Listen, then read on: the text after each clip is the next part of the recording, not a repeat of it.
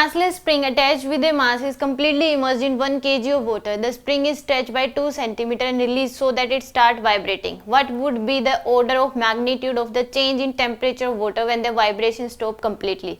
यानी कि यहाँ पे एक स्प्रिंग को स्ट्रेच करके पानी में छोड़ दिया जिसकी वजह से वो क्या कर रहा है, वाइब्रेट करना शुरू हो गया. Stretch release then it start vibrate. Stretch करके छोड़ा गया है तो उसके पास, उसमें स्ट्रेच किया तो एनर्जी स्टोर होगी, पोटेंशियल एनर्जी.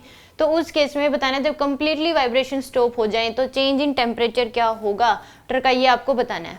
तो यहाँ पे इस टाइप के क्वेश्चन में एनर्जी कंजर्वेशन लगा दो. जो एनर्जी थी स्प्रिंग के पास हाफ के एक्स स्क्वायर, वो कन्वर्ट हो जाएगी किसमें, टेम्परेचर चेंज करने में, हीट एनर्जी में कन्वर्ट हो जाएगी. तो यानी कि m1s1 इंटू में इनका जो common temperature, change in temperature तो दोनों का क्या होगा, सेम ही हो जाएगा आपके पास.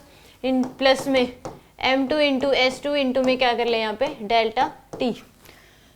चेंज इन टेम्परेचर आपसे पूछा गया है. तो यहाँ से हाफ के की जो वैल्यू है वो कितनी दे रखी है, 800 एक्स स्क्वायर है 2 सेंटीमीटर. तो 2 इंटू 10 की पावर -2 का स्क्वायर इक्वल टू आ जाएगा m1s1. तो अटैच विद ए मास 500 ग्राम, इसका 1 kg, इसका 500 ग्राम, तो 0.5 kg इंटू में क्या हो जाएगा, S1 की वैल्यू आपके पास 400 ग्राम में, सॉरी तो ग्राम, प्लस में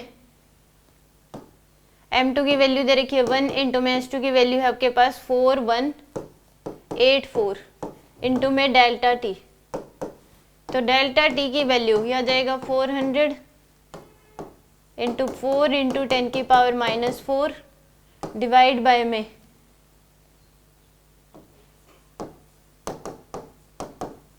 ये आ जाएगा आपके पास. तो यहाँ से हम सोल्व कर लें इसको, तो आएगा 200 प्लस में 4184. तो यहाँ से 1600 इंटू 10 की पावर -4 डिवाइड बाय में 4384.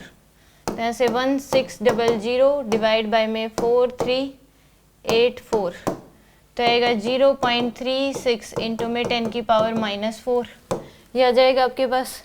तो यानी कि यहाँ से 10 की पावर जो है वो कितना, यहाँ से कितना आएगा 3.6 इंटू 10 की पावर क्या हो जाएगा -5.